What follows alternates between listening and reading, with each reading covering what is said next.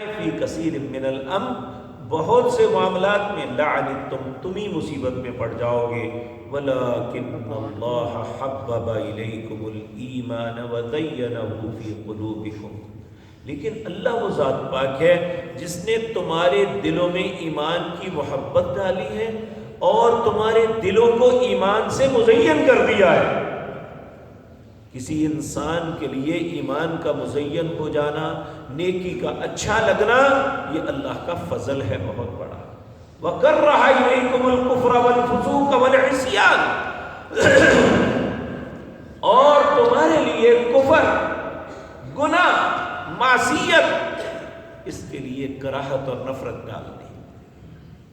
اب دیکھیں کہ چاہے انسان کتنا ہی برا کیوں نہ ہو جائے، لیکن جب بھی کوئی غلط کام کرتا ہے نا تو اسے اپنے آپ سے نفرت آتی ہے، مجھ سے کیا ہو گیا۔ اللہ کہ کسی کا ضمیر مر جائے، اللہ کا فضل اس سے اٹھ جائے تو الگ بات ہے۔ جب تک ایمان انسان کے اندر موجود ہے، نیکی کر کے اسے راحت ملے گی اور برائی کر کے اس کا دل تنگ پڑ جائے گا، اسے خوف محسوس ہوگا، اسے ڈر لگے گا۔ یہ اللہ رب العزت کا خاص احسان اہل ایمان پہ ہے۔ تو اللہ رب العزت فرماتے ہیں میں نے تمہارے دلوں کے اندر مزین کر دیا ہے ایمان۔ وَكَرَّهَ إِلَيْكُمُ الْكُفْرَ وَالْفُسُوقَ وَالْعِصْيَانَ، تمہارے لیے کفر کو، گناہ کو اور معصیت نافرمانی کو میں نے برا، تمہارے دلوں میں نفرت ڈال دی ہے ان کے لیے۔ ذالک فضل اللہ، اللہ اکبر، اولئک هم الراشدون، یہی لوگ ہدایت یافتہ ہیں جن کے دلوں میں برائی کے متعلق نفرت ہے اور نیکی اور ایمان سے محبت ہے۔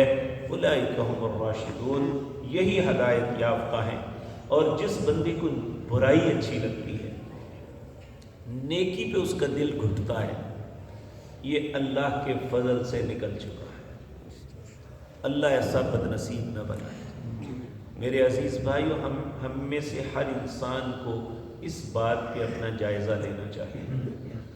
اگر ہماری زندگی کے اندر ہمارے لیے نیک کام کرنا آسان ہے اور ہم برائی کرنا بھی چاہیں تو ہمارے راستے میں کوئی نہ کوئی رکاوٹ آتی ہے تو ہم خوش نصیب ہیں، اللہ کا ہم پہ فضل ہے۔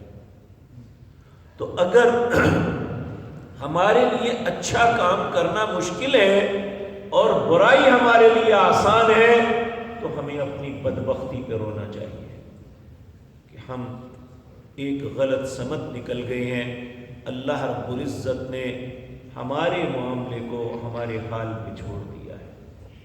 حالانکہ رسول اللہ صلی اللہ علیہ وسلم اللہ سے یہ دعا مانگتے تھے، اللہم رحمتک ارجو فلا تکلنی الی نفسی طرفۃ عین، اے میرے اللہ اپنی رحمت کے ساتھ مجھ پہ لوٹ، ایک آنکھ کے جھپکنے کے برابر بھی مجھے میرے حال پہ نہ چھوڑنا، کیونکہ میں اپنے آپ کو نیکی پہ قائم ہی نہیں رکھ سکتا، میں برائی سے بچ ہی نہیں سکتا جب تک اللہ کی رحمت نہ ہو۔